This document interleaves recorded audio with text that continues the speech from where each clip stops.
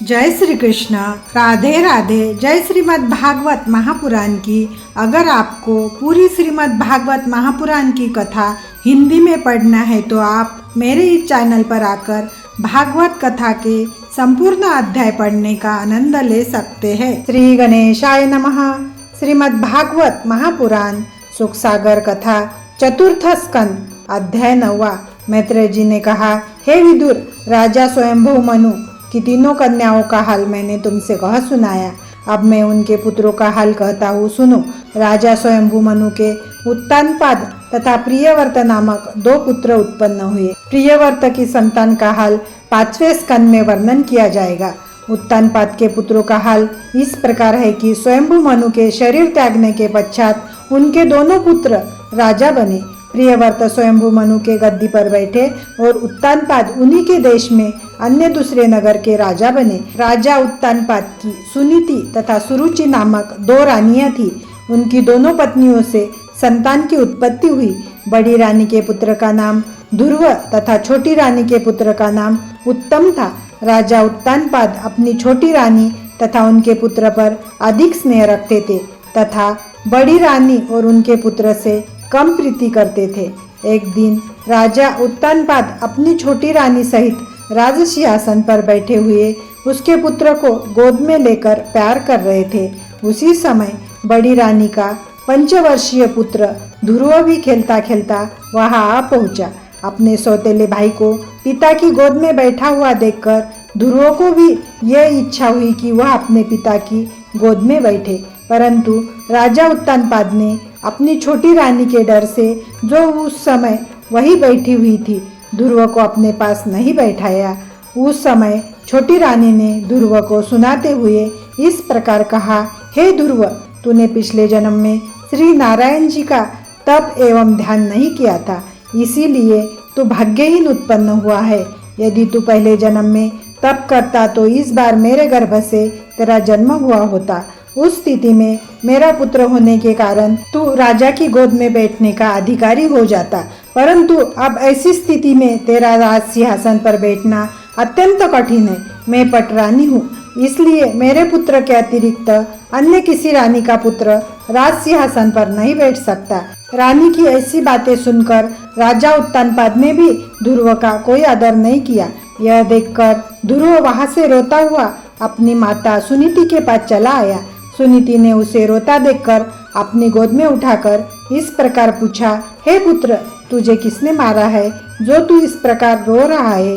उस समय अधिक विलाप करने के कारण ध्रुव को हिचकियां आ रही थी, इसलिए कुछ देर तक तो वह कुछ भी नहीं कह सका, परंतु फिर कुछ देर बाद स्वस्थ होने पर अपनी माता से इस प्रकार कहने लगा, हे माता, मैं अभी अभी राजा के पास गया था। वे उत्तम को अपनी गोद में लिए सिंहासन पर बैठे हुए थे।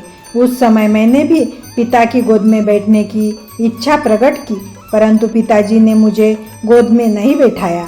उस समय उत्तम की माता ने मुझसे यह कहा कि तूने अपने पिछले जन्म में श्री नारायण जी का तप एवं स्मरण नहीं किया था, इसलिए तू प्रारब्धहीन उत्पन्न हुआ है। तू राजा की गोद में बैठने योग्य नहीं है। अब जब तू श्री नारायण जी का तप कर मेरे पेट से जन्म लेगा, तब राजा के आसन पर बैठना। अंत है माता, विमाता के इन शब्दों ने मेरे हृदय को घायल कर दिया है तथा मैं उसी दुख से दुखी हो रहा हूँ। ध्रुव की बातें सुनकर सुनीति ने कहा, हे पुत्र, छोटी रानी सत्य ही कहती है। यदि तूने पूर्व जन्म में श्री नारायण जी का तप किया होता तो मेरे पेट से कभी जन्म न लिया होता। यदि अब भी तू श्री नारायण जी की शरण में जाकर उनका तप एवं स्मरण करे तो तेरा मनोरथ पूर्ण हो सकता है।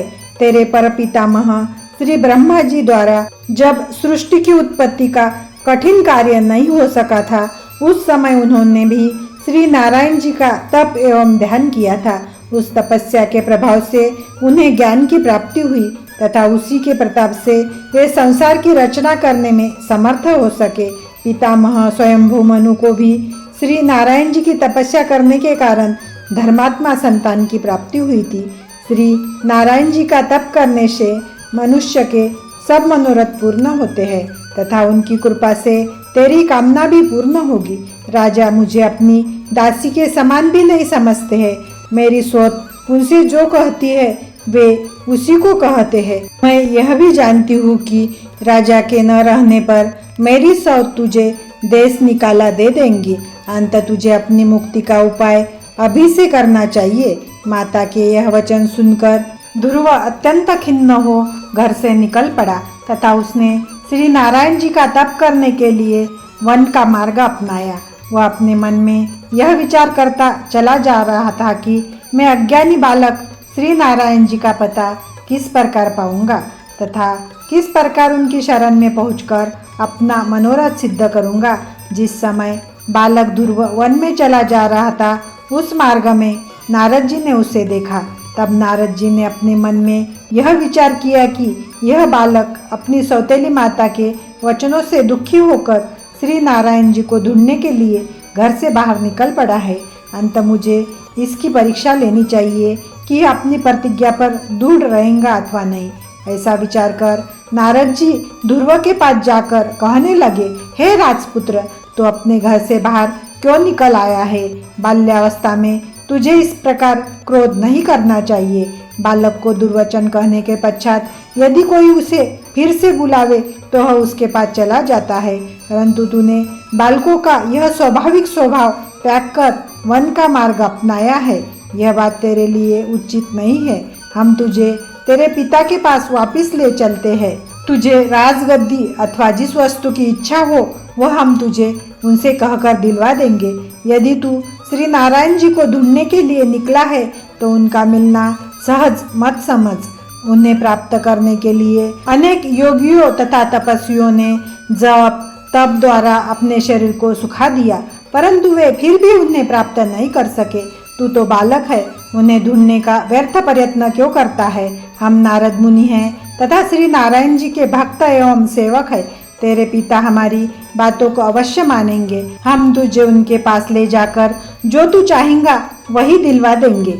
नारद जी के यह वचन सुनकर ध्रुव अपने मन में इस प्रकार विचार करने लगा कि नारद जी श्री नारायण जी के परम भक्त है, इनका दर्शन सहज सुलभ नहीं होता, परंतु जब वे श्री नारायण जी के तप एवं स्मरण का विचार करके घर से बाहर निकला तो मुझे अकस्मात ही इनके दर्शन हो गए।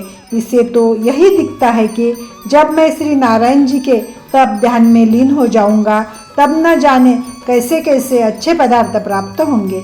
इस प्रकार सोचकर ध्रुव ने श्री नारद जी को दंडवत प्रणाम करते हुए कहा, हे देवर्षि, आप श्री नारायण जी के परम भक्त है, अंत आप मेरी सहायता करने की कृपा कीजिए ताकि मैं शीघ्र श्री नारायण जी के चरण कमलों तक पहुंच सकूं। मैं श्री हरि के राह पर जा रहा हूँ, अंत उससे मुझे विमुख करना आपको उचित नहीं है। आप मुझे श्री नारायण जी के मिलने का सहज मार्ग दिखा दीजिए। मैं क्षत्रिय का पुत्र हूँ, अंत उनके दर्शन किए बिना अपने घर को लौटकर नहीं जाऊंगा। ध्रुव के ऐसे निष्ठापूर्ण वचन सुनकर नारद जी को अनुमान हो गया कि यह बालक सच्चा ईश्वर भक्त है तथा ज्ञानोपदेश करने का अधिकारी भी है। यह विचार कर श्री नारद जी ने ध्रुव से कहा, हे पुत्र, हम तुझे तथा तेरे ज्ञान को धन्यवाद देते हैं। अब तक हम तेरी परीक्षा ले रहे थे, परंतु अब तुझे श्री नारायण जी से मिलने का मार्ग बताते हैं। तू यहाँ से उत्तर दिशा की ओर यमुना तट पर बसी हुई मथुरापुरी में चला जा। वहाँ त्रिलोकीनाथ श्री नारायण जी का 8 प्रहर निवास रहता है। उस जगह पहुंचकर तू कुशासन पर बैठकर उत्तर दिशा की ओर मुंह करके बैठना तथा श्री नारायण जी का ध्यान करना। तीनों समय यमुना जी में स्नान करना, उससे तेरे जन्म जन्मांतर के पाप नष्ट हो जाएंगे।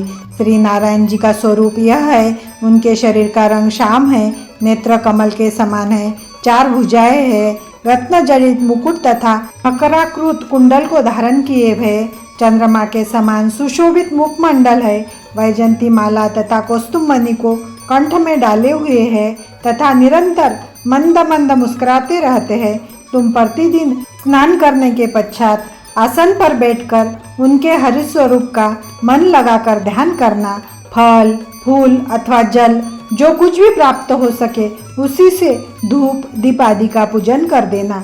इतना कहकर नारद जी ने ध्रुव को द्वादशाक्षर मंत्र ओम नमो भगवते वासुदेवाय का उपदेश किया। फिर बोले, हे ध्रुव, तू इसी मंत्र का जप करना, भोजन कम करना तथा जल भी कम पीना। इस प्रकार ध्यान एवं स्मरण करने से श्री नारायण जी प्रसन्न होकर तुझे अपने दर्शन से कृतार्थ करेंगे तथा तेरी संपूर्ण मनोभिलाषाओं को पूर्ण करेंगे। सांसारिक सुखोपभोग के पश्चात अंत में उन्हीं श्री नारायण जी की कृपा से तू मुक्त पदवी को प्राप्त करेगा। श्री नारायण जी का भजन करने से लोक परलोक दोनों स्थानों पर सुख की प्राप्ति होती है। श्री नारद जी द्वारा श्री नारायण जी के स्वरूप ध्यान एवं मंत्र को प्राप्त कर ध्रुव को अत्यंत प्रसन्नता हुई। वह विनय करते हुए बोला, हे प्रभु, आपने अपनी परम कृपा द्वारा मुझे श्री नारायण जी के मिलने का सहज मार्ग दिखा दिया है। मैं तो अब तक यही समझ रहा था कि श्री नारायण जी किसी नगर, ग्राम अथवा घर में न जाने कितनी दूर रहते होंगे। मैं यही समझकर उन्हें ढूंढने के लिए न जाने कहाँ तक भटकता फिरता, परंतु आपने मुझे उनका हृदय में ही स्मरण एवं ध्यान करना बताकर मुझ पर अत्यंत उपकार किया है। अब मैं आपके आज्ञानुसार श्री नारायण जी का ध्यान एवं तप करूंगा। इतना कहकर ध्रुव ने श्री नारद जी को पुनः दंडवत प्रणाम किया। तदुपरांत उनसे विदा लेकर वह मथुरापुरी को चला गया। इधर श्री नारद जी ने राजा उत्तानपाद के पास पहुंचकर यह देखा कि ध्रुव की माता सुनीति तथा राजा उत्तानपाद दोनों ही ध्रुव के लिए विलाप करते हुए परस्पर इस प्रकार कह रहे थे कि हम लोगों ने अपने 5 वर्षीय अज्ञानी बालक को तप करने का उपदेश देकर वन में भेज दिया। यह अत्यंत अनर्थ हुआ है। न जाने वह बेचारा अब कहाँ पहुँचा होगा और उसकी क्या गति हुई होगी, जो श्री नारायण जी बड़े बड़े ज्ञानी तथा योगियों को भी नहीं मिल पाते हैं। ये भला उस अज्ञान बालक को किस प्रकार प्राप्त होंगे। राजा उत्तानपाद अपनी छोटी रानी पर क्रोध कर इस प्रकार कह रहे थे कि तूने ही कठोर वचन कहकर मेरे पुत्र को वन में भेजा है। अस्तु जब नारद जी वहां पहुंचे तब राजा ने अत्यंत आदर पूर्वक दंडवत प्रणाम करके उन्हें समुचित आसन देकर पूछा, हे महाराज, इस समय आप कहाँ से पधार रहे हैं। नारद जी ने उत्तर दिया, हे राजन, हम अपने आने का हाल बाद में कहेंगे, परंतु पहले यह तो बताओ कि तुम इस समय किस चिंता में पड़े हुए हो। राजा बोले, हे मुनि श्रेष्ठ, मेरी छोटी रानी ने मेरे 5 वर्षीय अज्ञानी पुत्र ध्रुव के प्रति कुछ कठोर वचन कह दिए थे, जिन्हें सुनकर वह न जाने कहाँ चला गया है। हम लोग उसी के शोक में व्याकुल है। न मालूम अब उस बालक की क्या दशा हुई होगी। वन में उसे कोई सिंह, भालू अथवा अन्य हिंसक जंतु खा लेगा। मुझसे बड़ी भूल हुई जो मैंने स्त्री के वशीभूत होकर अपने पुत्र का निरादर किया। राजा के ऐसे दुखपूर्ण वचन सुनकर नारद जी ने कहा, हे राजन, तुम अपनी चिंता को दूर कर दो। तुम्हारा पुत्र मुझे मार्ग में मिला था। मैंने उसे घर लौटने के लिए बहुत समझाया, परंतु वह किसी तरह नहीं माना।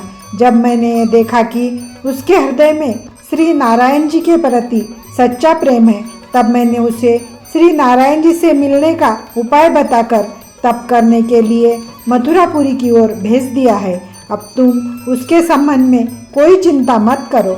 वह ऐसी पदवी को प्राप्त करेगा जैसी आज तक तुम्हारे पूर्व पुरुषों को भी नहीं मिली है। वह श्री नारायण जी की शरण में जा पहुंचा है। अंत अब उसे कोई दुख नहीं पहुंचा सकता। तुमने स्त्री के वशीभूत हो अज्ञान में उसका जो निरादर किया वह वास्तव में बहुत बुरा था। इतना कहकर नारद जी ब्रह्मलोक को चले गए तथा उनके समझाने बुझाने से राजा रानी ने भी कुछ धैर्य धारण किया। उधर ध्रुव ने मथुरा पहुंचकर यमुना नदी के तट पर कुश का आसन बिछाया तथा नारद जी के बताए अनुसार श्री नारायण जी का तप एवं ध्यान करना आरंभ कर दिया। पहले तो वह प्रति तीसरे दिन एक समय भोजन करता था। तदुपरांत वह 1 सप्ताह पश्चात भोजन करने लगा। 3 महीने तक वह केवल वृक्ष की पत्ती खाकर ही रहा। चौथे महीने में उसने पत्ती खाना भी त्याग दिया तथा केवल जल पीकर रहने लगा। 5वें महीने में उसने जल पीना भी छोड़ दिया। जितनी वायु उसके मुख में प्रवेश करती थी, केवल उसी के बल पर वह जीवित रहता था। 5 महीने तक एक पांव पर खड़े रहकर श्री नारायण जी के 12 मंत्र का जप करते हुए उनके स्वरूप का ध्यान धरता रहा। उसका शरीर लकड़ी के समान सूख गया, परंतु उसके मुख पर सूर्य के समान प्रकाश चमकने लगा। 6वें महीने ध्रुव ने अपना मुंह भी बंद कर लिया और श्री नारायण जी के ध्यान में ऐसा तल्लीन हुआ कि उसका संपूर्ण अंतकरण श्री नारायण जी के स्वरूप से भर गया। उसमें श्वास लेने योग्य स्थान भी न रहा। इस प्रकार की कठिन तपस्या करके जब ध्रुव ने अपनी श्वास को भी रोक लिया, उस समय तीनों लोकों में वायु का चलना बंद हो गया और पवन के न चलने के कारण सभी जीव अत्यंत दुखी हो गए। उस समय ब्रह्मा जी ने सब देवताओं सहित श्री नारायण जी के पास पहुंचकर प्रार्थना की, हे महाप्रभु, पवन न चलने का क्या कारण है? यह सुनकर श्री नारायण जी ने उत्तर दिया, हे ब्रह्मा, बालक ध्रुव ने अपनी तपस्या के सामर्थ्य से वायु को बांध लिया है, इसलिए संसार की यह दशा हुई।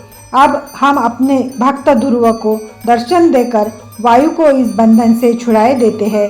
इति श्रीमद् भागवत महापुराण सुख सागर कथा 4th स्कंद अध्याय 9वां समाप्त।